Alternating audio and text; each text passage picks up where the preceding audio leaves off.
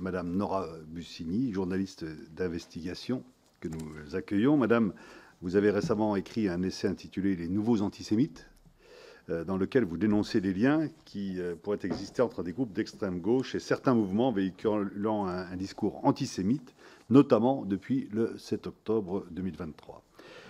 Vous constatez que ce discours serait désormais repris par certains élus ou figures politiques de notre pays.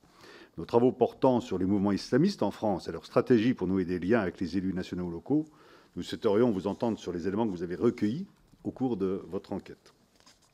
Aussi, je vous soumettrai, Madame, quelques questions en guise d'introduction et je vous proposerai de prendre la parole pour un propos liminaire d'une dizaine de minutes. Puis, le rapporteur pourra poser ses questions et les collègues ici présents pourront le faire à leur tour. J'aurai deux questions préliminaires auxquelles vous pourrez répondre lors de votre propos introductif. Premièrement, la dérive antisémite des groupes d'extrême gauche que vous dénoncez vous semble-t-elle liée au conflit que connaît le Proche-Orient depuis plus de 2 ans? Où trouve-t-elle d'autres fondements? Et deuxièmement, vous mentionnez le risque d'un rapprochement entre certains élus représentants de partis d'extrême gauche et des mouvements islamistes en vue des échéances électorales. Pouvez-vous développer ce point? En vous remerciant pour les éléments que vous allez pouvoir nous communiquer, je vous prie en préalable de nous déclarer, le cas échéant, tout intérêt public ou privé de nature à influencer vos déclarations. Et je vous invite, conformément à l'article 6 de l'ordonnance du 17 novembre 1958, à prêter serment de dire la vérité, toute la vérité, rien que la vérité. Je vais donc vous inviter à lever la main droite et à dire « Je le jure ». Je vous remercie et je vous laisse la parole.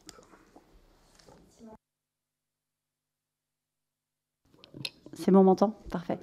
Merci de me recevoir aujourd'hui. Effectivement, je viens de publier un ouvrage qui s'appelle « Les nouveaux antisémites », qui est une enquête sous la forme d'investigation. Il y a une partie en immersion, notamment sous couverture, puisque je n'ai pas spécifié à ces groupes militants, ces collectifs que j'ai pu côtoyer pendant près de 2 ans, que j'étais journaliste. Et de l'autre côté, j'ai recueilli plus d'une centaine de témoignages d'enfants, de professeurs, d'élus locaux, de militants, d'étudiants, qui m'ont raconté ce qu'était leur situation, de juifs et de non-juifs, depuis le 7 octobre en France, mais aussi à l'Université libre de Bruxelles et sur le campus de Columbia aux États-Unis. Pour répondre à votre première question, quand on travaille sur les mouvements d'ultra-gauche en France, on constatait avant le 7 octobre qu'il y avait quand même une fragmentation de la part de différents collectifs. On peut voir des collectifs aussi bien qui répondent d'une écologie radicale, d'autres qui vont plutôt consacrer leur lutte à une opposition aux forces de l'ordre, d'autres qui vont se consacrer aux luttes décoloniales, effectivement.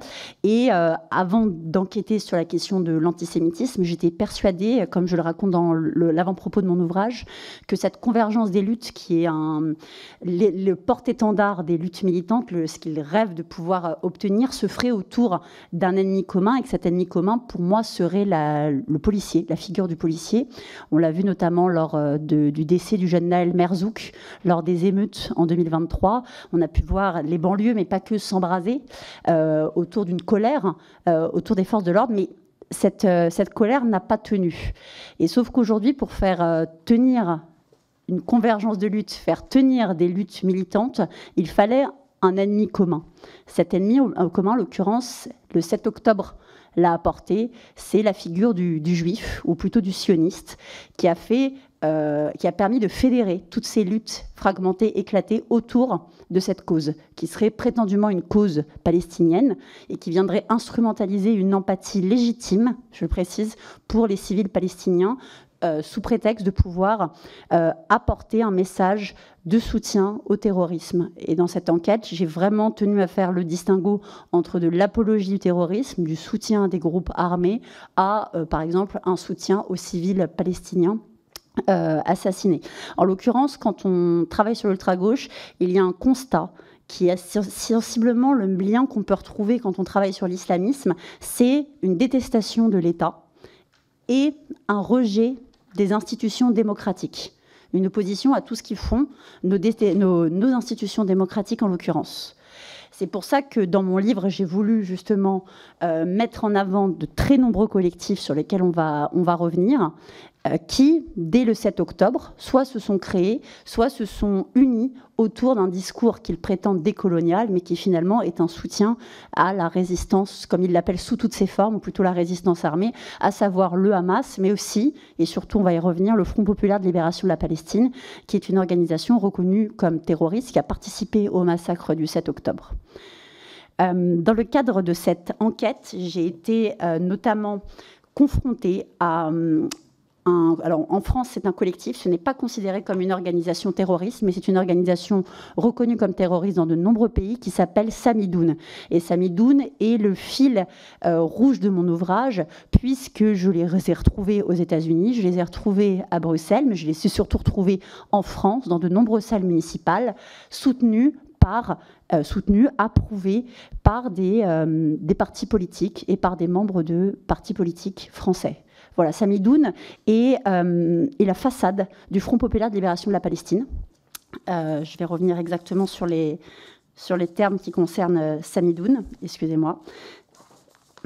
Elle est aussi appelée Palestinian Prisoner Solidarity Network. Elle a été créée en 2012 et en l'occurrence, elle a déjà attiré l'attention de plusieurs autres pays dès 2022 parce que notamment ils avaient fait un rassemblement où ils avaient appelé à vaincre l'Europe, les États-Unis et Israël à coups de Kalachnikov, de roquettes et de balles. En l'occurrence, depuis le 7 octobre en France, ceux-ci vont dispenser, notamment auprès des jeunes, comme je le révèle dans mon ouvrage, mais auprès aussi des partis politiques, un engagement envers la lutte armée. Ils sont beaucoup plus radicaux à l'Université libre de Bruxelles où je me suis rendue, et leur but, c'est de mettre en place ce qu'ils appellent un intifada au sein des campus universitaires. Voilà. Donc, quand vous me demandez si ça a démarré le 7 octobre, il y avait déjà des prémices avant, mais le 7 octobre a été effectivement un embrasement pour ces collectifs.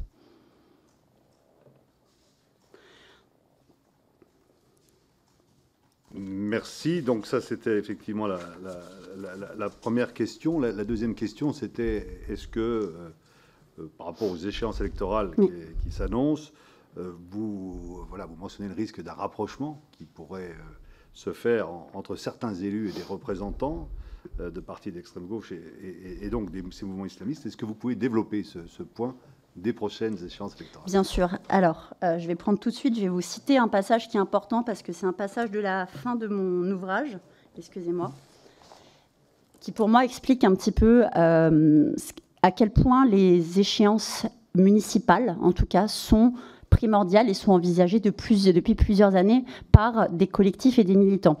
Je vais citer tout d'abord Houria Boutelja, sur laquelle j'ai beaucoup enquêté dans mon ouvrage. Houria Boutelja est une figure de ce qu'on peut appeler la lutte décoloniale en France. Elle a cofondé le Parti des indigènes de la République.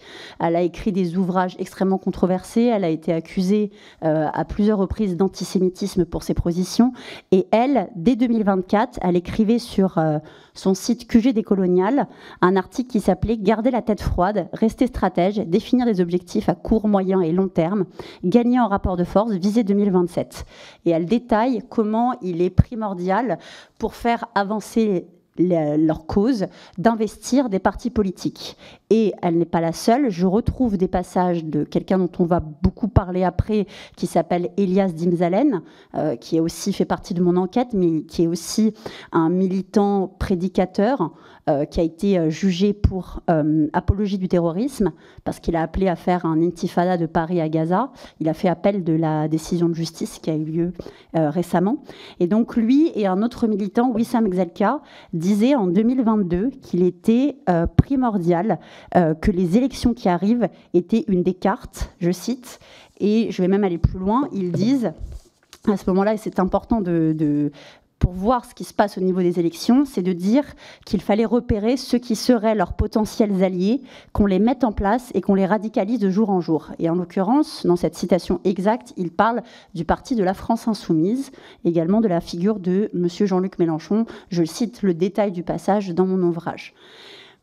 La question des élections municipales, elle est primordiale quand on travaille sur ces figures militantes, puisqu'on peut voir une organisation qui s'opère dans toute la France. J'ai fait pour le bien de cette enquête plusieurs déplacements dans plusieurs grandes villes, et on peut constater que ces militants investissent déjà beaucoup sur la génération Z, génération née après 1995 et qui sera en partie primo-votante pour les municipales de 2026, avec l'idée de dire que la cause palestinienne est une cause pour tous et est une cause électorale aujourd'hui, qui doit peser dans le scrutin. Pour le bien de cette commission, j'ai listé plusieurs figures, notamment de la France insoumise, mais pas que, je pense qu'on y reviendra, au niveau municipal, qui ont soit pris des positions qui viennent soutenir des organisations dissoutes, soit fait eux-mêmes de l'apologie du terrorisme. Est-ce que vous voulez que je les détaille peut-être dès le début ou... Écoutez, vous pourrez en faire une présentation effectivement rapide, et puis si besoin, on approfondira, donc on vous laisse le soin de le faire. Allez-y. Parfait, très bien.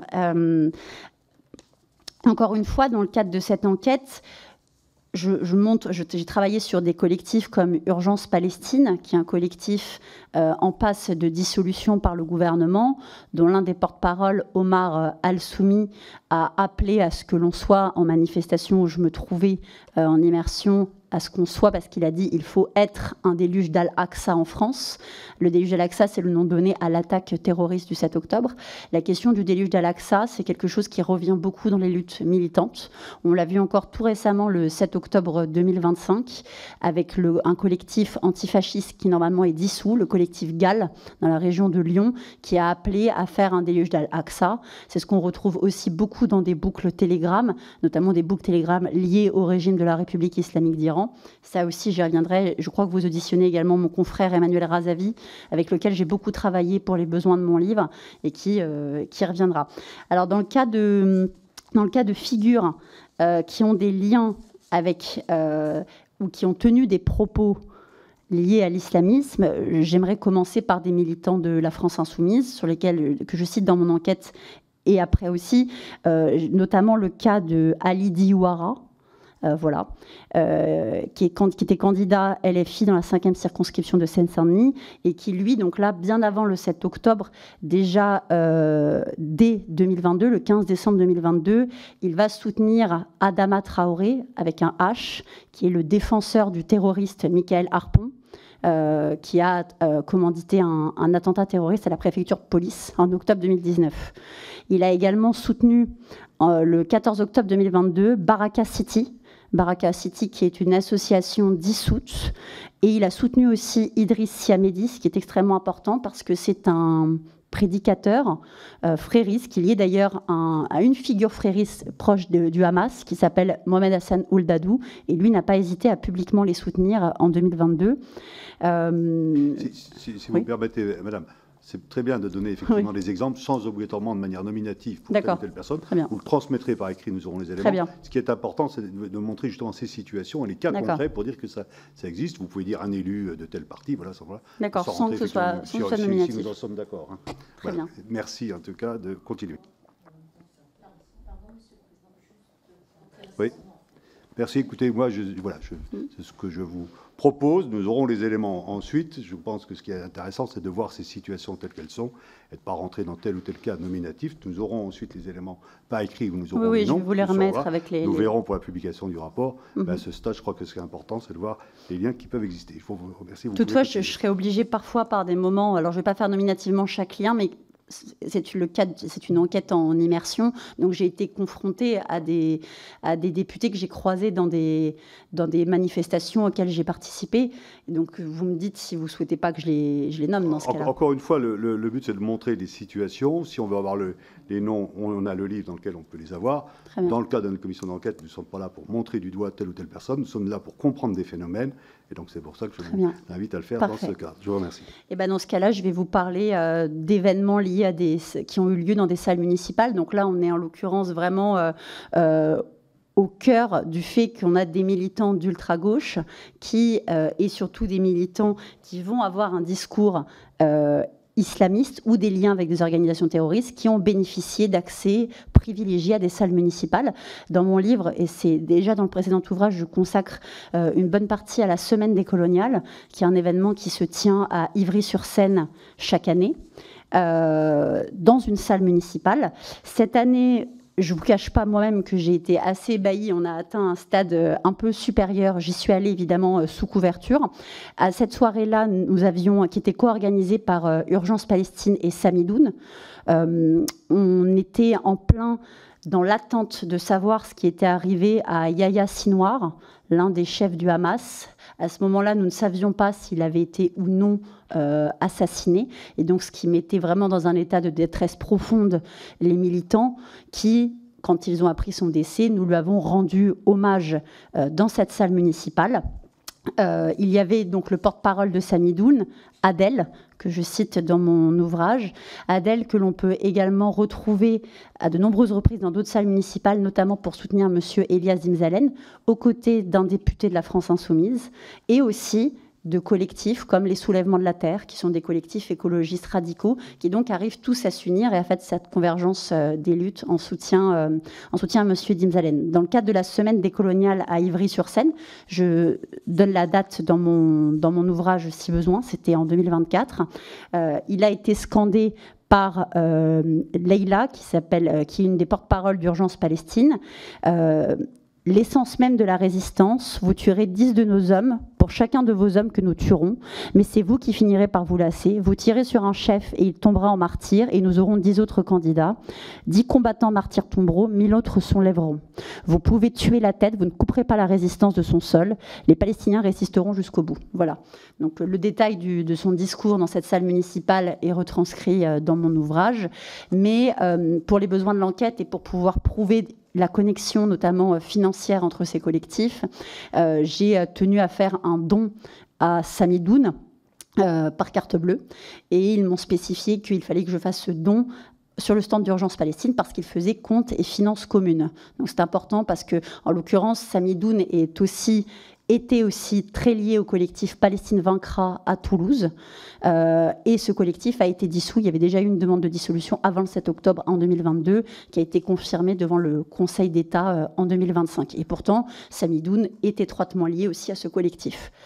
En l'occurrence, Samidoun, on les retrouve, donc, comme je vous le disais à l'instant, à Toulouse, connectés à des figures municipales locales, aussi à un député de la France Insoumise. Et surtout, ce qui est important, c'est de voir les connexions entre Samidoun et la République islamique d'Iran. Dans le cas de Samidoun, le 4 octobre 2024, la coordinatrice internationale de Samidoun a reçu le 8e prix des droits de l'homme islamique et de la dignité humaine à Téhéran, en Iran. La question de cette convergence des luttes aussi entre figure islamiste, elle est importante, puisque dans le cadre de cet ouvrage, j'ai beaucoup travaillé sur un influenceur, un agent d'influence lié à la République islamique d'Iran, qui s'appelle Shahin Azami, 1,5 million d'abonnés sur les réseaux sociaux, tout confondu. Ce jeune homme sera jugé en 2026 pour les propos qu'il a tenus. Et en l'occurrence, dans cet ouvrage, je tenais à montrer les liens que celui-ci entretient avec des députés français, mais en l'occurrence, je ne sais pas si vous souhaitez que je donne ou non les noms. En tout cas, tout est documenté dans l'ouvrage, chacun les webinaires qu'ils peuvent avoir ensemble. Et également, ce qui est important de préciser, c'est que Shahin Azami, cet influenceur, s'est rendu à plusieurs reprises au cœur de la monarchie avec Kémy Séba, qui est une figure qui a été accusée d'antisémitisme, de racisme, qui a perdu, il a une déchéance de nationalité française. Et en l'occurrence, il l'a emmené en République islamique d'Iran. Il était également à l'enterrement aux funérailles d'Hassan Nasrallah, le chef du Hezbollah. Il a fait à de très nombreuses reprises l'éloge public et sur ses réseaux sociaux auprès de ses abonnés très jeunes de son soutien à la lutte armée. Et celui-ci donc a fait la promotion, là cette année à Villeneuve-Saint-Georges, un événement qui s'appelle le Gala Al-Quds. C'est important parce que c'est en référence au Al-Quds Day. Je ne sais pas si vous savez ce que c'est. Je vais éclairer pour les besoins de l'Assemblée, si tout le monde n'est pas au courant de ce que c'est le jour Al-Quds. C'est très important. C'est la journée internationale Al-Quds qui a été instaurée par l'ayatollah Khomeini et qui est censée, pour les musulmans, être dédiée à la, je cite, cause palestinienne. En l'occurrence, l'idée de l'ayatollah Khomeini était d'appeler tous les musulmans du monde et tous les États islamiques à s'unir pour couper les mains du régime occupant d'Al-Quds et de ceux qui les protègent. Et il demandait à tous les musulmans du monde de sélectionner comme la journée Al-Quds, le dernier vendredi du mois sacré du Ramadan. Et donc cette année, cet événement qui se tient déjà de plusieurs années, a été organisé à Villeneuve-Saint-Georges, soutenu par ce Chahine Azami, dans une salle privée où des députés de la France Insoumise, que je ne nommerai pas, ont déjà tenu des meetings politiques. Voilà. Je ne sais pas si du coup vous souhaitez que je continue sur des exemples concrets de... Oui, je pense que c'est important effectivement qu'on ait ces exemples, si vous voulez bien. Très bien. Dans le cadre d'une de mes nombreuses immersions aussi dans des manifestations, j'ai participé donc à cette fameuse rencontre Place de la Nation où monsieur Elias Dimzalen a tenu à faire un appel à l'intifada de Paris à Gaza. Dans le livre, je documente l'entièreté des personnalités politiques présentes, députées mais aussi sénatrices. Une sénatrice d'un autre parti, pas que LFI en l'occurrence, Europe Écologie Les Verts, mais son nom est mentionné dans l'ouvrage. Ce qui était important aussi, c'est qu'au-delà des appels à faire l'intifada de M. Dimzalen, peu avant, il y avait des discours, à l'instar d'Omar Al-Soumi, le porte-parole d'Urgence Palestine, qui avait proposé à tous les manifestants, desquels je faisais partie, tour à tour, il listait des noms de villes palestiniennes et nous devions crier le mot « résistance » pour appeler à soutenir la résistance armée sur le territoire palestinien. Et ça s'est déroulé donc place de la Nation lors de cette manifestation. Voilà. Si on fait encore un tour un petit peu de France, j'ai beaucoup travaillé sur le cas de la ville de Strasbourg. En l'occurrence, la maire de Strasbourg, Jeanne Barzéguian, a reçu énormément de pression de la part des militants palestiniens locaux lors de manifestations pour qu'elle mette fin au jumelage historique de la ville de Ramat Gan en Israël et de la ville de Strasbourg. Ces pressions s'exerçaient par des manifestations, dont une à laquelle j'ai participé. En l'occurrence, l'idée était de huer et avec des haut-parleurs, avec un camion notamment floqué en soutien à la résistance palestinienne, et de scander dans les rues de Strasbourg contre ce qu'ils appelaient le jumelage de la honte. Et en l'occurrence, lors de cette manifestation, nous nous sommes rendus devant le McDonald's de Strasbourg pour pouvoir appeler au boycott de McDonald's et de hurler sur des familles et des enfants qu'ils mangeaient la chair des enfants palestiniens, puisque McDonald's fait partie de la liste boycott des investissements sanctions, BDS, qui est soutenue aussi par des partis politiques en France. Voilà. Je vais continuer les exemples. Je pense qu'on peut parler de Toulouse avec le collectif Palestine Vaincra, certes qui a été dissous, mais il est important de spécifier que Palestine Vaincra et Samidoun ont exercé un entrisme au sein de la faculté Toulouse-Jean Jaurès, comme je le révèle dans mon ouvrage. Je spécifie dans l'ouvrage les figures politiques qui ont appelé à ce que ce collectif ne soit pas dissous et qui l'ont soutenu malgré tout. Et pourtant, ceux-ci ne sont pas empêchés d'appeler notamment à libérer la Palestine de la mer au Jourdain. Un appel qu'ont signé des députés de la France Insoumise, du coup que je ne nommerai pas non plus, et qui ont appelé également à soutenir Georges Ibrahim Abdallah. Je vais parler d'une autre municipalité encore, à Fontenay-sous-Bois. Lorsque j'ai travaillé sur Samidoun, j'ai pu constater qu'ils ont participé à un tournoi de football qui était prétendument en soutien à Gaza, où des militants de Samidoun, le visage masqué par des kéfiers, ce qui permet de les reconnaître, mais ils ne s'étaient pas cachés d'être de Samidoun, ont vêtu les enfants en soutien à la résistance palestinienne et ont appelé dans ce tournoi de football, qui était donc dans un un endroit public lié à la municipalité à justement soutenir la résistance palestinienne. Et ça, c'est très commun chez Samidoun d'appeler, lors d'événements, je les liste dans le livre, dans des salles municipales, comment ceci encourage notamment les enfants à écrire des lettres, par exemple, aux martyrs, à faire des dessins pour les martyrs. Ils ciblent vraiment particulièrement les enfants et, comme je vous disais aussi, les étudiants. Voilà. Peut-être si vous avez des questions pour relancer. Merci pour ces propos liminaires. Je vais donc inviter le rapporteur à poser ses questions. Monsieur le rapporteur. Merci, Monsieur le Président. Merci, Madame Bussigny, pour votre présence courageuse. Vous n'avez pas demandé le huis clos sur cette audition, preuve que vous voulez rendre un témoignage public qui serve l'intérêt de notre nation. Comme Omar Youssef Souleymane, que nous avons reçu la semaine dernière, vous dénoncez la participation de certains élus de la République à des manifestations dans lesquelles des islamistes notoires tiennent un rôle important. À votre sens, est-ce que c'est une participation de certains élus avec un but électoraliste pour aller chercher l'électorat musulman en surfant sur la vague des malheurs des Gazaouis, ou est-ce que c'est quelque chose de plus structurant ? Sachant qu'on observe lors de nos auditions un certain antagonisme, c'est-à-dire que les services de l'État disent que oui, il peut y avoir quelques connivences, mais ce n'est jamais structurant. Alors qu'on a l'impression, quand on écoute les auteurs, il y a quand même des connivences qui sont très rapprochées entre certains élus et ces mouvances islamiques. Alors, effectivement, j'ai emmené M. Souleymane dans plusieurs manifestations où je me rendais. Je lui ai proposé de venir avec moi. Donc, on en a couvert plusieurs ensemble. Je les cite dans mon ouvrage.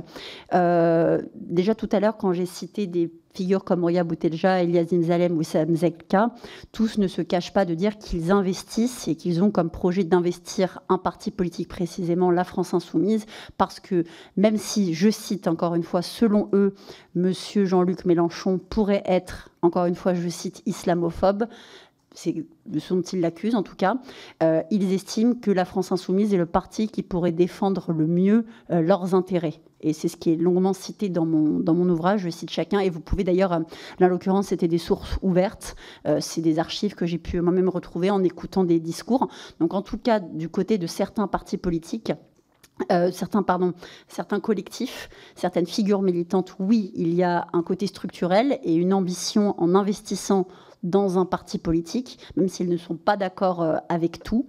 Et surtout, ils vont investir, comme vous le disiez, sur certains candidats, parce qu'ils ne sont pas d'accord avec l'entièreté des candidats, l'entièreté des figures politiques, mais certaines vont agir comme élément un petit peu de réconciliation. C'est le cas de la figure de Madame Hassan, dont on reviendra tout à l'heure, parce que j'ai beaucoup travaillé à son propos, qui, elle, est vraiment un exemple parfait, puisque d'après ses militants, elle est la plus vertueuse, elle est celle qui est la plus radicale et qui fait le plus avancer la cause. De l'autre côté, en face, comme moi j'ai plus cet engagement du côté militant, je ne veux pas parler au nom de tous les partis politiques, je ne peux pas les accuser de séduction électoraliste, même si on peut se poser la question encore plus récemment quand on voit que des figures politiques ne semblent pas se réjouir des accords de paix qui ont lieu entre Israël et le Hamas, voire même qui appellent, je cite encore une fois, Place de la République, à continuer à faire pression sur le gouvernement français, à continuer à maintenir des manifestations. Donc, en l'occurrence, on se pose la question de savoir si il n'y a pas une volonté de maintenir des braises brûlantes, les plus brûlantes possibles, en tout cas chez la jeunesse, parce qu'au-delà de la question de vouloir séduire un électorat musulman, il y a aussi une stratégie qui est de miser sur la jeunesse. Et c'est vraiment le cœur de mon livre. C'est pour ça qu'il y a eu un tel investissement de très nombreux campus. Tout à l'heure, j'espère qu'on pourra revenir sur un collectif lié aux frères musulmans qui investit les campus et qui reçoit des personnalités politiques. Mais l'idée était réellement d'instaurer un intifada dans les campus. Et c'est pour ça que de nombreuses personnalités politiques que je cite dans l'ouvrage encourageaient les étudiants à bloquer leurs facultés, encourageaient leurs étudiants à mettre le chaos sur leur campus. Donc, au-delà de l'électorat musulman, je pense que c'est toute la jeunesse qui est une cible, déjà pour l'échéance de 2026 des municipales, puis de 2027. Merci. Puisque vous êtes sur les jeunes, on va y rester. Donc, de nombreux jeunes participent à ces manifestations, partant du bon sentiment, souvent, qui peut être tout à fait légitime, de vouloir protéger la population civile de Gaza. Leur critique d'un gouvernement, celui de Benyamin Netanyahou, est souvent récupérée, amplifiée, déformée par les mouvances islamistes pour propager une haine des Juifs, plus générale. Comment créer une frontière hermétique chez nos jeunes entre le fait de critiquer l'action temporaire d'un État et verser dans l'antisémitisme? Alors déjà, avec une confusion basique, c'est la confusion des définitions. En l'occurrence, j'ai passé beaucoup de temps avec beaucoup de jeunes sous couverture et aucun n'a été capable de me donner la définition claire et précise du mot sioniste, alors même qu'il venait juste avant d'hurler « sioniste fasciste, c'est vous les terroristes », qui est un des slogans qu'on scandait beaucoup en manifestation. Pour eux, un sioniste, c'est quelqu'un qui soutient le gouvernement de Benyamin Netanyahou. Et donc, ils vont accuser... les sionistes, donc il y a des sionistes et des complices du sionisme en France, qui pour eux vont être des figures. Et c'est intéressant parce qu'ils font le distinguo entre sionistes et complices du sionisme, et en l'occurrence du sionisme. Et en l'occurrence, les complices du sionisme sont non juifs. Moi, j'en fais partie, j'ai été accusée d'être une complice du sionisme, et les sionistes sont toujours juifs. Et j'ai recueilli, donc, comme je le spécifiais pour ce livre, beaucoup de témoignages, notamment de militants LGBT, de militantes féministes, qui racontent le fait que, justement, en tant que juives, au sein des luttes... au sein de leur lutte progressiste, elles devaient doublement montrer patte blanche et s'assurer en tant que juives, assurer qu'elles étaient contre l'existence de l'État d'Israël, donc non pas seulement contre le gouvernement de Benyamin Netanyahou, elles devaient apporter énormément de caution dans leur engagement pour la lutte palestinienne et la lutte palestinienne armée surtout, et tout ça parce qu'ils et elles étaient juifs. Et en l'occurrence, moi j'ai retrouvé en immersion des tropes antisémites qui sont les mêmes, sauf qu'en remplaçant le mot juif par le mot sionisme. C'est le cas notamment lors d'une formation avec Urgence Palestine, à laquelle j'ai participé sous couverture, où ils nous ont très clairement expliqué qu'il y avait un complot sioniste en France, que les sionistes détiendraient les médias, auraient infiltré le gouvernement, auraient infiltré nos institutions démocratiques. Et ça, c'est vraiment des tropes antisémites basiques qu'on retrouve d'ailleurs depuis historiquement toujours à l'ultra-droite aussi. C'est important de le rappeler, évidemment. Merci. Selon vous, les élus présents à ces manifestations sont-ils des éléments facilitateurs de cet amalgame, développant un fort sentiment d'antisémitisme dans la jeunesse de notre pays, et du coup des éléments facilitateurs d'un séparatisme au sein même de notre nation? Je vais répondre encore une fois par des faits. Dans le cas de Madame Hassan, elle a été reçue... Elle a été reçue à Sciences Po en mars 2024. En l'occurrence, elle n'était pas encore élue à ce moment-là. Et juste après, je le raconte dans mon livre, grâce à de très nombreux témoignages d'étudiants, de professeurs et de membres de la direction de Sciences Po, comment sa présence, la conférence qu'elle a donnée avec M. Ronnie Broman, a été l'allumette qui a déclenché l'embrasement au sein de Sciences Po à Paris. Notamment, juste après, on peut voir, après sa venue, qu'une étudiante juive a été refusée d'entrer dans un des campus qui avait été pris en blocus par les militants et les collectifs de Sciences Po, au cri de « c'est une sioniste », elle ne peut pas rester, en tout cas, excusez-moi, je retranscris les termes exacts, évidemment, qui ont été scandés et ce qui la concerne dans mon ouvrage. Et donc, en l'occurrence, ces élus politiques, quand ils participent à toutes ces manifestations, à toutes ces rencontres, ils sont des cautions républicaines et ils sont des cautions étatiques à des mouvements révolutionnaires. C'est le cas lorsque je cite un député de la France Insoumise qui vient à une soirée de soutien à M. Elias Dimzalen avec les soulèvements de la terre et avec Samidoun dans une salle municipale. Mais c'est le cas aussi quand on a énormément d'élus de la République, place de la Nation, quand M. Elias Dimzalen conclut le rassemblement en appelant à faire l'intifada.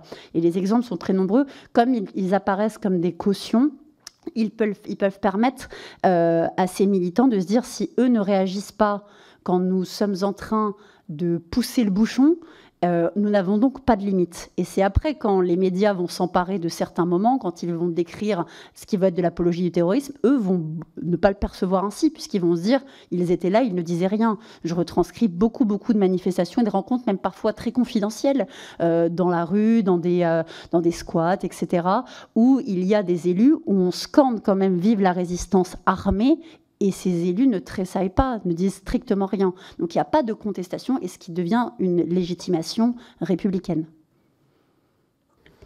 Merci.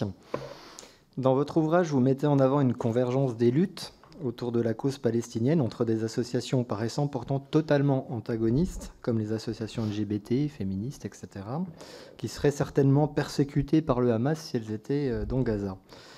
Vous avez observé lors de certaines participations à ces manifestations l'exclusion, par exemple, de féministes juives et la naissance d'un antisémitisme important au sein même de ces associations. Il n'est pas rare que ces associations soient subventionnées par des collectivités territoriales ou par l'État. Dès lors, pourriez-vous nous indiquer quelles associations féministes, LGBT, etc., vous paraissent avoir dangereusement dévié? Et ces associations soutiennent-elles un ou des partis politiques en particulier? Alors, dans mon livre, je fais une liste déjà de personnalités, de collectifs féministes, LGBT, ou certaines figures. Je ne veux pas mettre non plus tous les membres de ces collectifs et des associations dans le même sac, donc à chaque fois, je les liste. En l'occurrence, dans les associations LGBT, je citais à l'époque dans mon livre, mais il n'est plus président aussi, il est plus président depuis peu, l'ex-président de l'association mythique historique ACT UP, qui vient soutenir une cause extrêmement importante qui est la lutte contre le VIH. Et en l'occurrence, je citais les déboires qu'il y a eu au sein d'ACT UP, mais en l'occurrence, il n'est plus président depuis peu et des changements semblent se mettre en place en interne. Donc c'est tant mieux en l'occurrence. Je parle aussi quand même du collectif Nous Toutes, qui est un des plus gros collectifs féministes en France. Celui-ci organise notamment chaque année les événements féministes le 8 mars pour la Journée internationale des droits des femmes et le 25 novembre. Et je raconte comment Nous Toutes n'a pas hésité à défiler déjà avec Samidoun et avec Urgence Palestine. Et surtout, comment le 8 mars 2025, et ça c'est important, c'est un passage très important du livre, parce que ce 8 mars 2025, c'est ces organisations qui agissent en ce qu'ils appellent interorga. C'est important parce que ça s'est mis en place depuis peu, c'est l'idée de dire on va agir sous la forme d'une horizontalité. Tous les collectifs sont décisionnaires et ensemble nous allons co-organiser les manifestations. C'est pour ça que ça a donné lieu à un vrai entrisme radical de collectifs comme Urgence Palestine et Samidoun, qui ont décidé, ce qui était déjà présent depuis le 25 novembre 2023, mais ça a atteint vraiment un point de non-retour il y a peu, d'interdire l'événement au collectif, je cite, sionistes fascistes, et en l'occurrence de faire un vrai blocage. Ils nous ont distribué, moi j'étais avec des membres de Samidoun, quand ils distribuaient des petits papiers dans la manifestation en disant « vous ne démarrez pas la manifestation tant qu'elles sont là ». Et là, ils ciblaient particulièrement le collectif « Nous vivrons », et aussi leurs alliés, en l'occurrence le collectif Femmes Azadi, collectif de femmes iraniennes qui ont courageusement soutenu les féministes de Nous Vivrons. Et en fait, c'est même allé plus loin, puisque moi, je me suis mise dans cette manifestation au niveau du blocus qu'ils mettaient en place. Et c'est là qu'a éclaté un incident très violent visant un élu, monsieur le député Jérôme Guedj, qui a été agressé par les militants sur place qui lui ont foncé dessus au cri de « sale sioniste, c'est un sioniste ». Ils l'ont poussé, il était contre les barricades. Tout ça parce qu'en fait, il tentait de se frayer un chemin pour pouvoir rejoindre les collectifs Nous Vivrons et Femmes Azadi. Donc il a réussi à s'en sortir, non sans heurts. Mais moi, j'ai pu lui fournir les vidéos de cette agression parce que bon, j'ai pas pu intervenir puisque je n'étais pas en posture de pouvoir me démasquer, mais j'ai filmé la violence. Et ça, dès le 8 mars 2024, on a vu le collectif Nous Vivrons qui recevait des tessons de bouteilles, des jets d'œufs et des insultes, et heureusement qu'ils étaient protégés, je le précise, par le SPCJ et non pas par la LDJ, parce qu'ils ont été accusés à tort par des députés, notamment d'avoir été protégés par la LDJ, alors que ce n'était absolument pas le cas. Ça a été vérifié depuis. Donc, elles ont reçu notamment des bouteilles. On peut voir dans une photo, moi je l'ai contacté, il n'a pas souhaité me répondre. On peut voir monsieur Omar Al-Soumi, porte-parole d'Urgence Palestine, prendre une bouteille et la jeter à l'encontre des manifestantes et des féministes juives. Merci. Et pardon, je vais donner un dernier exemple, excusez-moi, parce qu'un exemple de subvention, je pense qu'il est important de le rappeler. Dans mon livre, je consacre un gros passage à Madame Louisa Yousfi. Louisa Yousfi est militante chez Parole d'Honneur, je ne peux même pas appeler ça un média, mais qui est co-dirigé par Ouria Boutelja. Et en l'occurrence, Louisa Yousfi, dès le 7 octobre, elle ne s'est absolument pas cachée sur ses réseaux sociaux, elle est suivie par près de 15 000 personnes, son soutien à la résistance armée. En l'occurrence, Madame Louisa Yousfi a bénéficié d'une résidence d'1 an à la Villa Médicis. Une résidence d'1 an, c'est quand même minimum 42 000 € d'argent public. Et elle a pu en profiter au détriment d'autres auteurs ou autrices qui n'ont pas été sélectionnés. Là-bas, en direct à la Villa Médicis, elle a fait de l'apologie du terrorisme, puisqu'elle a porté le deuil sur ses réseaux sociaux de figures du Hamas. Et surtout, elle a pu profiter de ce séjour en Italie payé par le contribuable pour pouvoir faire venir Madame Ouria Boutelja et qu'elle fasse ensemble une belle tournée de l'Italie et des soutiens aux mouvements pro-palestiniens et antisionistes locaux. Merci. On va rester sur Samidoun. Rappelons donc que Samidoun a été interdit en Allemagne, aux États-Unis et au Canada, Pays-Bas aussi. Aux Pays-Bas, dont les services estiment qu'ils entretiennent des liens organiques avec le Front populaire de libération de la Palestine, qui, rappelons-le, est inscrit sur la liste des organisations terroristes de l'Union européenne. Quel a été le rôle concret de Samidoun dans les manifestations auxquelles vous avez participé? Quel a été leur impact? Avez-vous observé des connivences entre certains élus présents et les membres de cette association? Alors oui, bien sûr, avec plusieurs élus. Je les cite dans mon ouvrage, du coup on ne va pas les citer ici, mais avec plusieurs élus de partis politiques. Samidoun est monté en puissance. Au début, en France, il n'était pas très présent. Ils ont réussi peu à peu, grâce à Urgence Palestine et grâce au collectif Palestine Vaincra, à se faire une place au sein des luttes. Je les ai retrouvés à Sciences Po. Lors des blocus et des manifestations, ils étaient sur place, dans les locaux, notamment, et après aux côtés de députés politiques venus soutenir les mouvements de mobilisation estudiantin. On les retrouve, donc évidemment, ils ont un accès assez fou à de nombreuses salles municipales où ils peuvent organiser donc ces rencontres et même ces soutiens aux martyrs, ce que je vous citais tout à l'heure. Et Samidoun, ce qui est assez intéressant, c'est que moi je suis toujours sur leur book Telegram, en tout cas je l'étais il y a quelques jours, et je suis allée vérifier pour voir ce qu'ils pensaient des fameux accords de paix, et ils qualifient l'autorité palestinienne d'autorité palestinienne traîtresse. Et il les appelle à soutenir la résistance armée contre l'autorité palestinienne en l'occurrence. Donc on a ici la preuve que c'est une organisation, enfin la preuve, mais il y en a tellement. Dans l'ouvrage, je les liste et je liste notamment leur influence à l'Université libre de Bruxelles, sur le campus de Toulouse Jean Jaurès, etc. Mais on a ici la preuve qu'ils ne soutiennent donc pas la question palestinienne, mais bel et bien la résistance armée.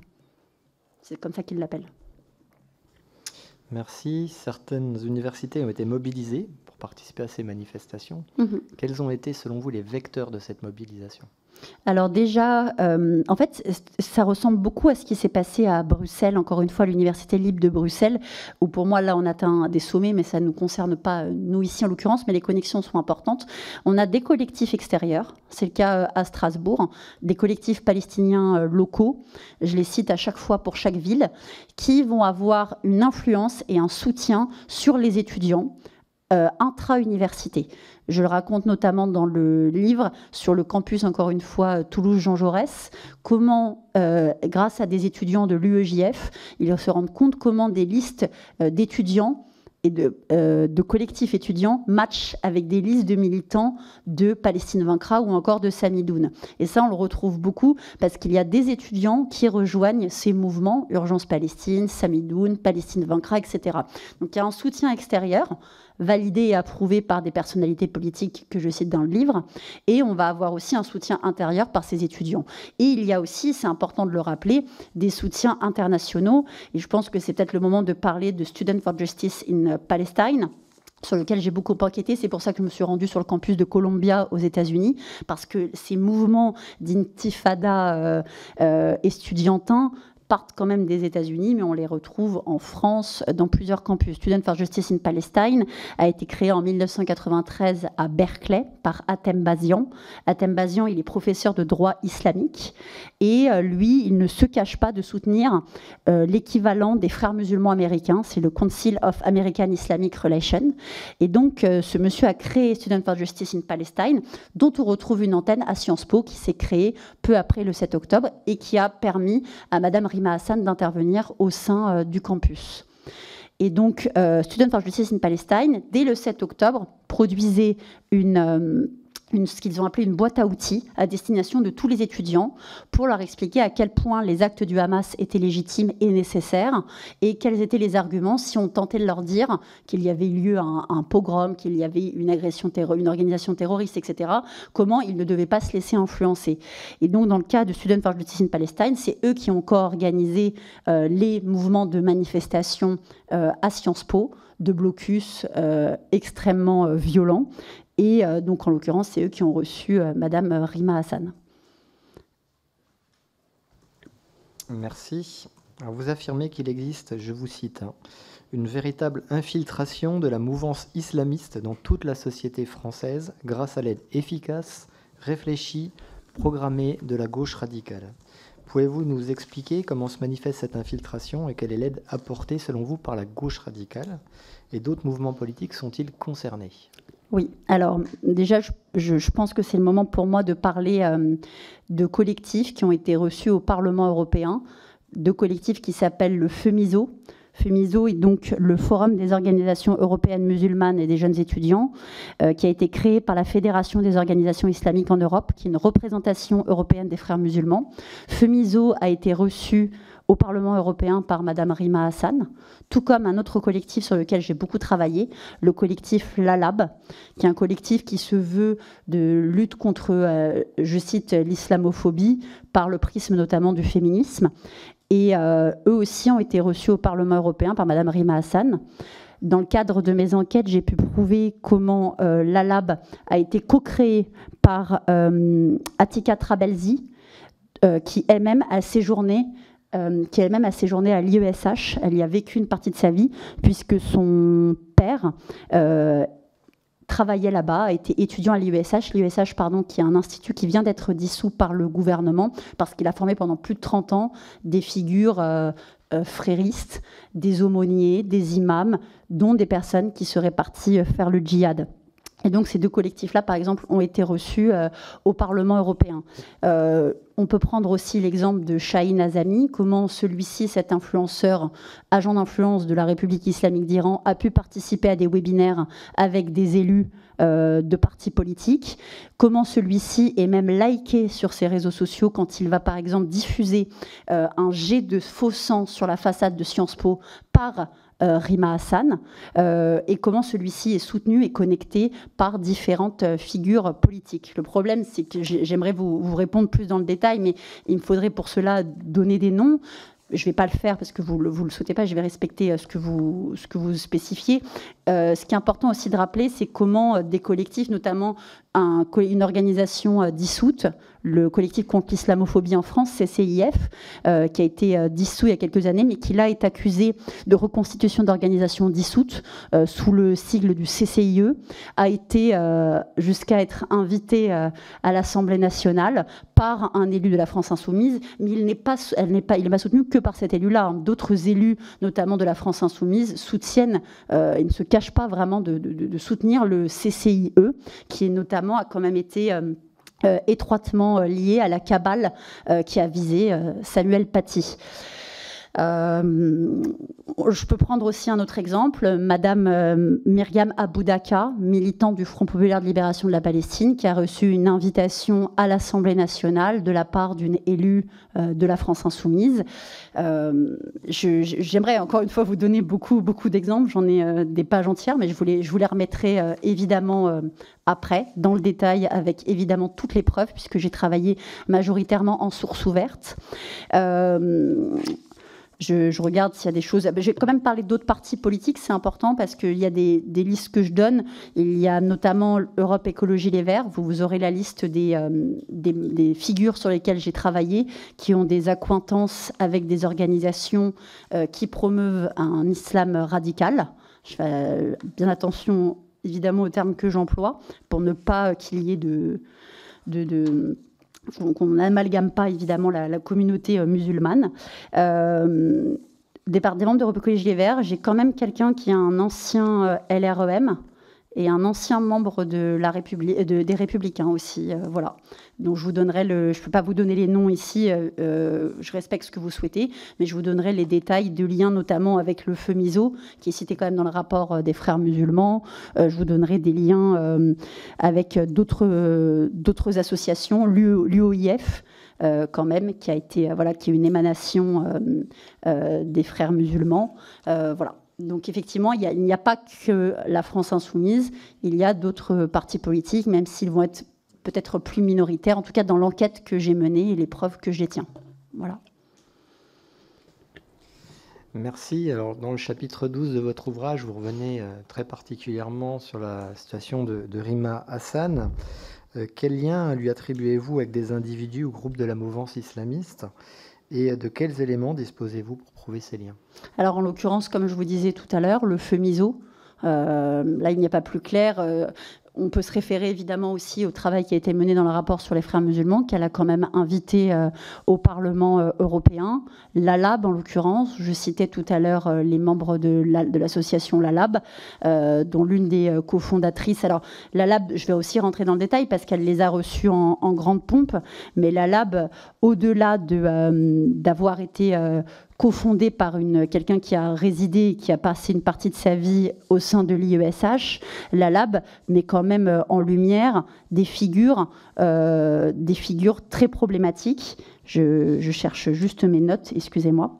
Voilà, alors, déjà dans le cas de l'ALAB, qui maintenant s'est érigé en porte-étendard de la cause palestinienne, a fait la promotion de plusieurs figures féministes islamiques. Alors le féminisme islamique date pas d'hier. Déjà dès 2003, Tariq Ramadan incitait vraiment les femmes à investir la question féminine, justement pour pouvoir surfer sur la question de dire qu'il y aurait, je cite, une islamophobie dans le fait d'interdire aux femmes de porter le voile. Et en l'occurrence, dans le cas de l'ALAB, elles ont mis en avant et soutenu plusieurs figures qui se disent féministes. On a notamment Meherdia Labidi, qui est une ancienne députée du parti islamiste tunisien Ennahda, issue des frères musulmans. On a alors Asma Lambaret, qui a écrit un ouvrage préfacé par Tariq Ramadan, où dedans elle a été accusée de légitimer certaines violences conjugales. Zahra Ali, théoricienne du féminisme islamique, etc., etc. Donc ce collectif-là a été reçu au Parlement européen. Rima Hassan, j'ai également révélé l'année dernière qu'elle a participé à une manifestation pro-Hamas en Jordanie, dans un article pour Le Point. Je reviens dans le détail sur cet article dans mon livre. Je cite comment j'ai pu repérer dans cette manifestation la radicalité, puisqu'elle avait tenté de la masquer en l'occurrence.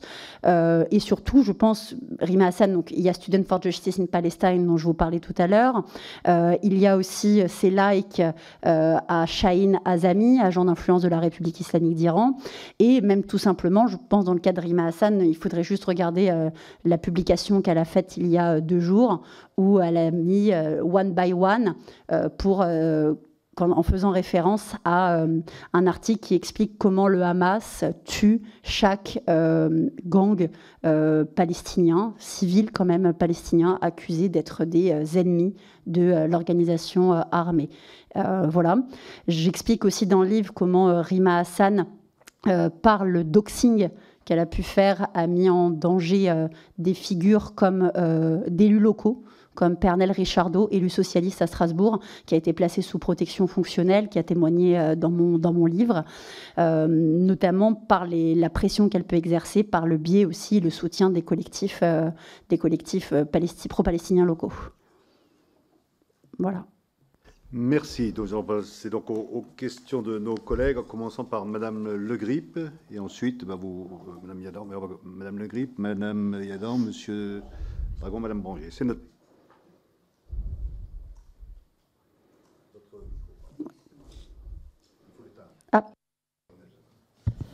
Merci beaucoup, Monsieur le Président, Monsieur le rapporteur. Merci beaucoup, Madame, d'être devant nous aujourd'hui. Bravo pour votre courage, je le dis sans embâche, et pour votre engagement. Votre bouquin que j'engage vraiment chacun à lire, hein, voilà, promotion tout à fait désintéressée, est absolument passionnant et angoissant en même temps. Mais il faut toujours regarder la réalité en face, surtout quand on a... l'adversité à affronter. Vous décrivez très bien et de manière extrêmement argumentée, extrêmement documentée, extrêmement sourcée, donc de mon point de vue assez inattaquable, la convergence des luttes. Vous parlez de ce qui a amené cette convergence des luttes et l'ennemi commun qui fédère, entre guillemets, hein, qui et maintenant le juif, le sioniste, d'où le titre « Les nouveaux antisémites ». Mais en réalité, on voit bien que tout ce que vous décrivez, tout ce que vous exposez va bien au-delà de... Même si à soi seule, cette cause est déjà extraordinairement engageante, bien sûr, bien au-delà de la lutte contre l'antisémitisme galopant qui gangrène notre société. C'est contre toutes nos valeurs républicaines, l'universalisme, l'idée même que l'on se fait d'une république laïque, universaliste, protectrice des droits des femmes et des libertés individuelles qui est en cause.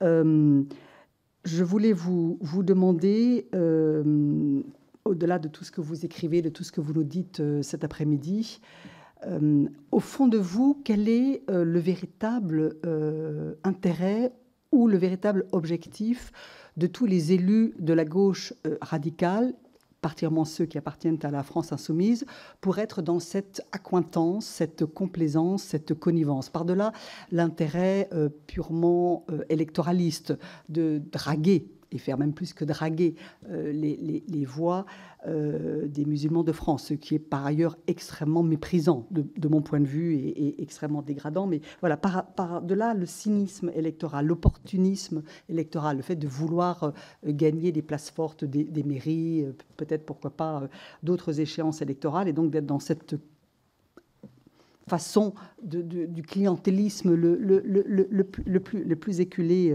qu'on connaît dans notre pays depuis longtemps.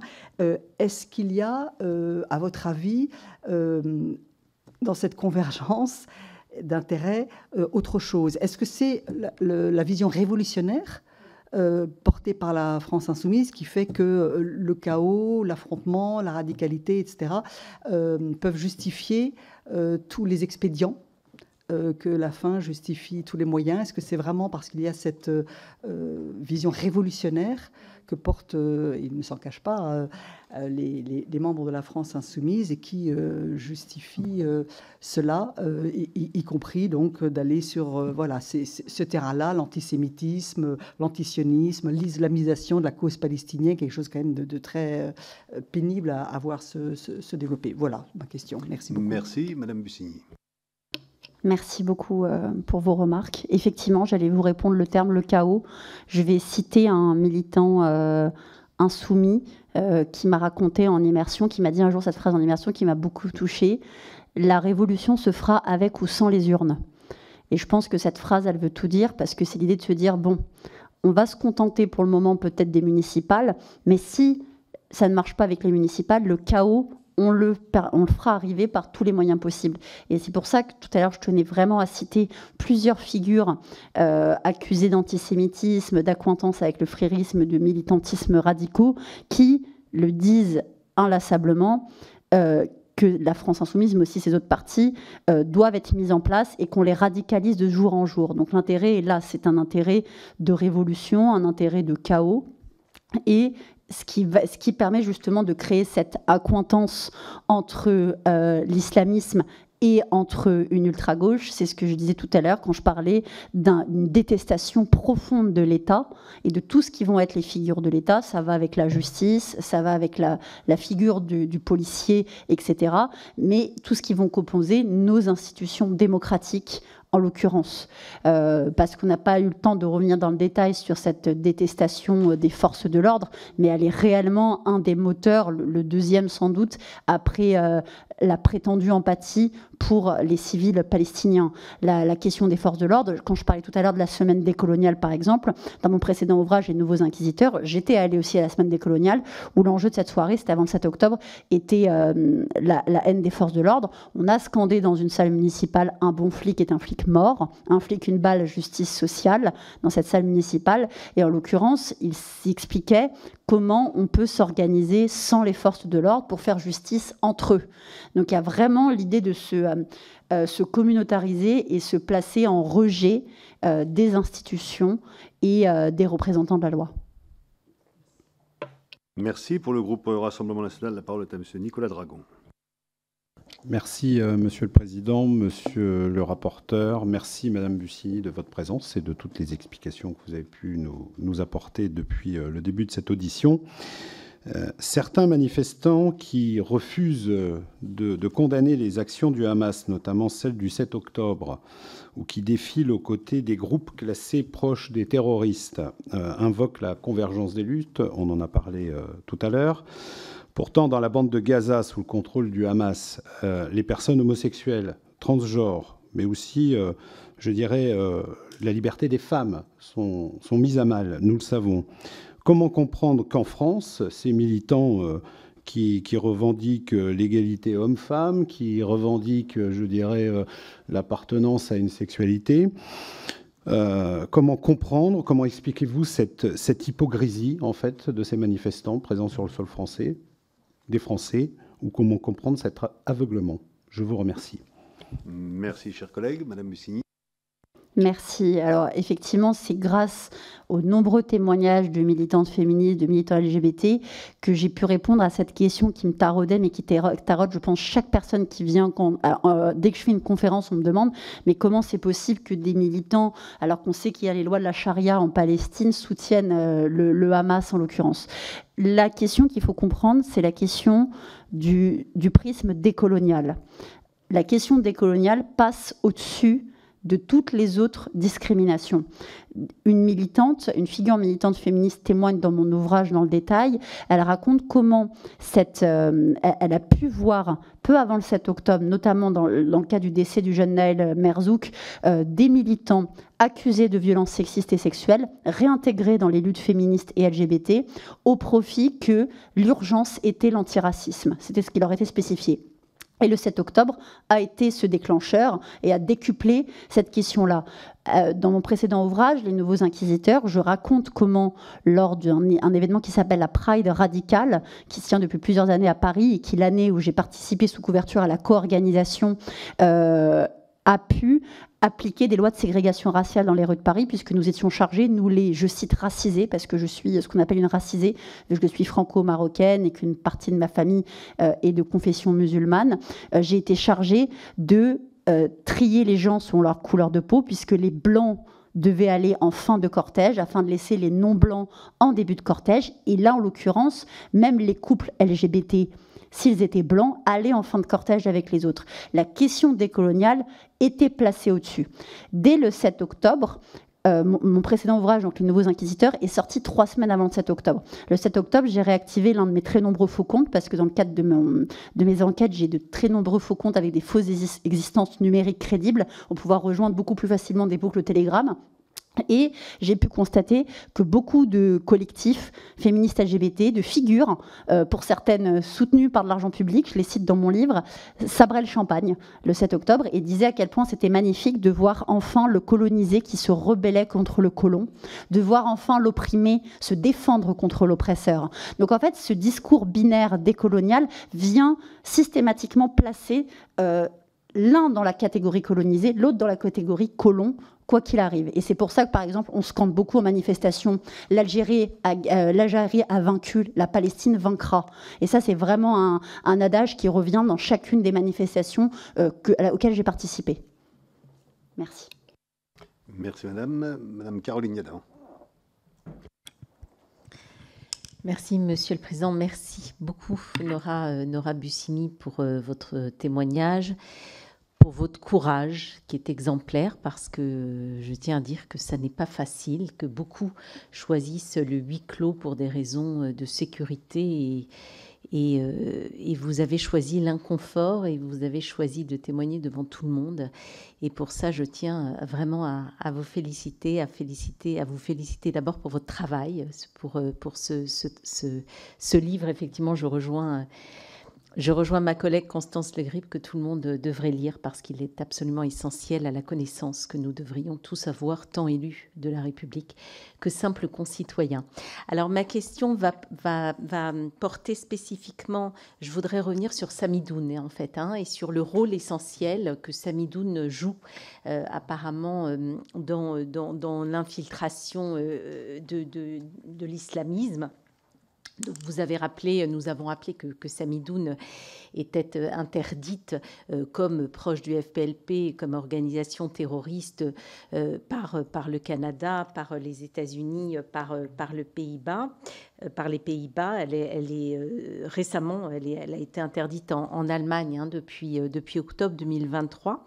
Et vous avez dans votre ouvrage, vous expliquez avoir observé la présence de Samidoun sur le territoire français dans des contextes divers, dans des manifestations féministes, vous l'avez rappelé tout à l'heure, place de la République, dans des meetings politiques à l'espace Robespierre d'Ivry-sur-Seine, mais aussi dans des événements municipaux à destination de mineurs, comme des tournois sportifs à Fontenay-sous-Bois ou des ateliers dessin à Corbeil-Essonnes. Vous relatez également un épisode du 20 octobre 2024, où vous dites avoir capturé une photo montrant à une même table, entourée de drapeaux palestiniens, Adel de Samidoun, Omar Al-Soumi d'Urgence Palestine, Yanis Arab et un député LFI réunis pour défendre le prédicateur radical Elias Imzalen. Et enfin, vous mentionnez une importante mobilisation, toujours fin octobre 2024, à Aubervilliers, dans une salle municipale, avec notamment Samidoun, Urgence Palestine, BDS, Soulèvement de la Terre, et plusieurs élus LFI. Donc, les éléments que vous citez laissent entrevoir une présence active et organisée, politisée de Samidoun en France, avec des connivences locales, nationales, parfois jusqu'à des accès à des équipements municipaux pour la tenue de leurs événements. Donc, j'ai 3 questions très ciblées. La première, c'est comment Samidoun a-t-elle eu la capacité, parce que quand même, il faut une certaine capacité à s'infiltrer aussi aisément dans un tissu militant français. La deuxième question, est-ce que vous nous confirmez qu'il existe réellement une stratégie de séduction de ces mouvements islamistes sur la jeunesse, accompagnée de certains élus de la République, et notamment via Student for Justice in Palestine? Et enfin, qu'est-ce que vous préconisez pour lutter contre ce militantisme radical islamiste et pour lutter contre leurs complices aujourd'hui qui peuvent être des élus ou des partis politiques? Merci. Merci, chers collègues. Madame. Merci de m'interroger sur Samidoun parce que... effectivement, merci de m'interroger sur Samidoun, comme je le spécifiais, parce que je sais qu'on a beaucoup parlé à raison d'Urgence Palestine, moi la première dans le cadre de mon enquête, mais Samidoun passe un petit peu à la trappe, contrairement en Belgique, notamment où il y a un des porte-parole, Mohamed Khatib, qui est dorénavant interdit de territoire. Je raconte comment Samidoun en Belgique a agressé des élus, notamment dans des manifestations féministes, ce qu'ils ont fait sur le campus de l'Université libre de Bruxelles et ce qu'ils ont tenté de faire en France aussi. Tout à l'heure, vous avez très justement rappelé que Samidoun a été interdit en octobre 2023 en Allemagne. Pourquoi ? Parce que justement, ils ont réussi à prouver des liens démontrables avec le Hamas. Et surtout, peu après le 7 octobre en Allemagne, l'organisation terroriste Samidoun, alors l'organisation reconnue comme terroriste en Allemagne, Samidoun, vu qu'elle ne l'est pas encore en France, avait mis en place une distribution de pâtisseries à Berlin afin de fêter la victoire de la résistance, pour parler du 7 octobre.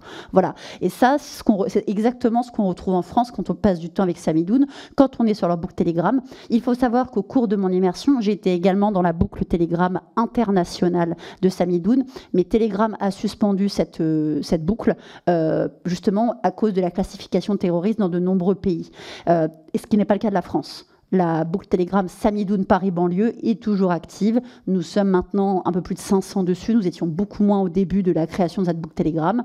Ils sont aussi très présents sur Instagram. Là, leur compte, je crois, soit il a été récemment suspendu, soit ils l'ont eux-mêmes suspendu face aux dénonciations que j'ai pu faire, en l'occurrence, pour pouvoir enlever justement toutes les stories, toutes les publications qu'ils ont pu faire. Et Samidoun est extrêmement important parce qu'on est visiblement dans les pays les plus, pardon de le dire, à la traîne sur le sujet, vu qu'elle est classée organisation terroriste pour de bonnes raisons dans de nombreux pays, et ce n'est pas le cas en France.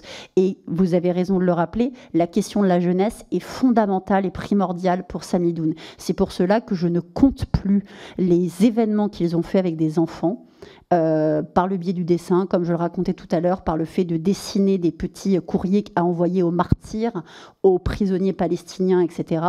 La présence aussi, donc vous parliez tout à l'heure de ce tournoi de football à Fontenay-sous-Bois. J'ai publié les photos de ce tournoi, c'est saisissant. On a l'impression qu'ils griment les enfants comme des petits terroristes, ils leur font tenir les drapeaux comme des fusils, ils ont le visage totalement camouflé sous des kéfiers. L'idée, c'est vraiment de leur dire la résistance est en marche, la résistance est en marche en France aussi et surtout. Et c'est pour ça que Samidoun a à cœur d'avoir beaucoup de militants au sein de son collectif. Moi, j'ai croisé beaucoup de militants étudiants au sein de son collectif. J'en parlais, et j'en parle longuement dans le livre, à Toulouse, Jean Jaurès, mais c'est le cas aussi à Paris. Et c'est ce qui leur permet d'avoir un accès privilégié sur les campus. Et enfin, Samidoun, en fait, finalement, il faut voir tout ça un peu comme une pieuvre. C'est ce qu'on dit beaucoup des luttes fréristes, mais c'est ce qu'on peut dire aussi de ces mouvances-là. Une pieuvre avec plusieurs tentacules. On en coupe une, Palestine vaincra. Elle se recrée un petit peu différemment parce qu'il y a Samidoun derrière. Même chose pour Urgence Palestine qui est en passe de dissolution. Et dans mon livre, il y a énormément d'éléments qui prouvent le souhait et l'accointance avec le terrorisme et le souhait de mettre en place, de faire un déluge d'Al-Aqsa en France, qui est extrêmement grave quand même de dire ça. Je ne sais pas si on se rend compte quand même de dire qu'on veut faire... C'est comme si on disait on va mettre tout en œuvre pour faire un Bataclan en France. Enfin, et c'est déjà eu lieu un deuxième Bataclan en France. Et ça, vraiment, ils ne prennent pas... je ne sais pas si on prend la mesure de ça, quand on voit que notamment le collectif GAL, dont je vous parlais tout à l'heure à Lyon, qui est censé être dissous et qui, le 7 octobre 2025, récemment se balade avec des banderoles dans les rues en appelant à faire un déluge d'Al-Aqsa, encore une fois en France, alors qu'ils sont censés être dissous. Donc finalement... ça va rejoindre un petit peu ce que vous me disiez en disant qu'est-ce que vous préconiseriez déjà de vérifier qu'il n'y a pas de reconstitution d'associations dissoutes et de vérifier la porosité entre différents collectifs, parce qu'effectivement je comprends qu'il y a évidemment la loi et quand on dissout un collectif ou une association on doit se tenir à ce collectif ou cette association, mais quand il y a autant de porosité, en tout cas c'est ce que j'ai voulu prouver notamment en faisant ces dons financiers à Samidoun pour voir à qui allait l'argent et que l'argent allait à Urgence Palestine et qu'il faisait en tout cas compte commun dans le cadre des soirées municipales, on voit là, ici la porosité. Et cette porosité, c'est ce qui va, je pense, le plus endiguer toutes ces tentacules de la pieuvre qui repoussent à chaque fois qu'on tente de les couper. Voilà, merci beaucoup. Merci, Madame Brongier. Merci, Monsieur le Président. Madame Bussigny, c'est un véritable honneur de vous recevoir aujourd'hui. Je vous suis depuis plusieurs années et c'est vraiment très émouvant pour moi de vous rencontrer, car vous êtes une femme extrêmement courageuse. Je vous avais entendu il y a quelques années sur une radio et tout de suite j'avais noté votre nom pour pouvoir commander votre livre. Réellement, c'est très touchant ce que vous nous dites et j'admire énormément votre capacité d'immersion dans ces collectifs qui sont très violents, qui ont des propos extrêmement durs à l'encontre des forces de l'ordre, qui parlent de résistance et de déluge d'Al-Aqsa. C'est extrêmement violent et choquant pour nous. Bref, ma question est la suivante. Selon vous, quel est l'objectif des militants de Samidoun, d'Urgence Palestine, de Collectif Palestine ? Est-ce réellement la cause palestinienne, avoir un jour le pouvoir en France ou une meilleure pratique de l'islam, ou alors même de semer le chaos en France en opposant véritablement les Français. Les liens démontrés entre certains députés élus de la République et ces militants de collectifs profitent véritablement à qui ? qui utilise le plus l'autre, selon vous? Vous avez dit que les élus étaient des cautions républicaines. Tout comme, à mon avis, les collectifs sont des cautions électorales. Ils s'alimentent les uns les autres à des fins électorales ou idéologiques. Mais au final, ces élus ne sont-ils pas les idiots utiles à ces collectifs anti-républicains et anti-France? Donc ça, c'était ma première question. J'en ai juste une deuxième. Selon vous, à quel moment les dérives antisémites observées au sein de l'extrême gauche se sont-elles amplifiées? Est-ce suite au 7 octobre ou est-ce que ça existait auparavant? Merci. Merci. Merci, Madame Rangier. Madame Bussigny, je vous en prie. Merci beaucoup pour vos questions et votre lecture. Effectivement, j'emploie moi-même le terme idiot utile, et je ne suis pas la seule idiot utile du Hamas, etc., pour parler de l'un et parler de l'autre. La question, et je pense quand vous écouterez Emmanuel Razavi qui viendra vous parler, mais quand on lit aussi, on écoute dans mon livre Mona Jafarian, qui est la porte-parole du collectif Femmes Azadi, qui est franco-iranienne. Elle-même, elle fait extrêmement bien le lien entre ce qui s'est passé en Iran, son pays, où on a vu une alliance d'une extrême gauche avec l'islamisme, et finalement, qui ont été les idiots utiles? On s'en est rendu compte, vu qu'aujourd'hui, il y a le régime de la République islamique d'Iran. Et c'est pas pour rien que dans mon livre et dans ces manifestations, je croise de plus en plus de moudjahidines du peuple, ce qui fait beaucoup de peine à mes consoeurs et mes amies iraniennes, justement, de les voir dans des manifestations, quand on sait ce qui s'est passé dans l'histoire de l'Iran, en l'occurrence. Mais Emmanuel Razavi, comme je vous le disais, vous en parlera bien mieux que moi en tant que personne aussi concernée et qui travaille sur ce sujet. Donc, effectivement, je pense qu'on a d'un côté, c'est ce que j'ai voulu montrer, des liens plausibles et concrets avec les frères musulmans. Donc là, on a quand même une volonté d'application d'un discours et d'un islam radical en France, qu'il se propage par le biais du féminisme, c'est ce que j'ai voulu montrer en vous citant ces collectifs reçus au Parlement européen, qui peut se montrer aussi par des élus locaux, par un discours, mais la question des frères musulmans, ils ne sont pas dans une agression directe, dans une violence, comme vont l'être des collectifs ultra-violents tels qu'Urgence Palestine. Eux, ils n'agissent pas dans cette même mouvance. Samidoun n'a pas de lien direct avec les frères musulmans. En tout cas, c'est pas ce que j'ai pu constater pour avoir beaucoup enquêté avec eux. Mais eux ont un mode opératoire qui se répond du terrorisme, puisque leurs références sont tantôt le Hamas, tantôt le Front populaire de libération de la Palestine. Et là, c'est en ça qu'on va assister sur cette question de violence. Donc on va avoir d'un côté une mouvance frériste avérée qui vient imposer un discours sous prétexte qu'il soit victimaire, vient radicaliser une jeunesse, et de l'autre, et cibler aussi, quand même, il faut le rappeler, la communauté musulmane, qui est une des premières en danger par ce discours frériste, puisqu'elle est la cible principale des frères musulmans, et de l'autre, nous allons, la cible principale, pardon, il y a évidemment d'autres cibles, hein, évidemment, mais je veux dire, elle est une de leurs cibles principales, et de l'autre, nous allons avoir des organisations qui, elles, ont un modus operandi ultra-violent, certes organisé, moins malgré tout, parce que eux, il y a une précipitation, il y a une fougue de la jeunesse difficile à endiguer, puisqu'ils ont vraiment des recrues assez jeunes,